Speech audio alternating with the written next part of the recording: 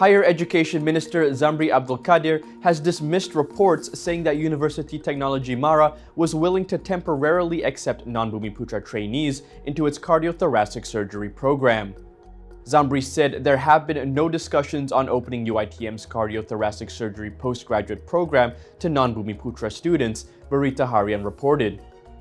He said several underlying issues need to be addressed before the proposal to accept non-Bumiputra students can be considered.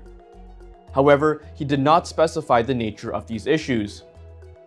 Dr. Raja Amin Raja Mokhtar from UiTM's medical faculty had previously made the suggestion as a solution to the non-recognition of some trainees' qualifications.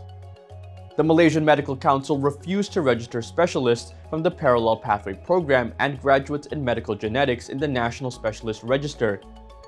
In response, 4 cardiothoracic surgeons qualified from the Royal College of Surgeons of Edinburgh and 6 graduates from University Science Malaysia have filed a lawsuit against MMC. Danish Raja Reza, FMT News.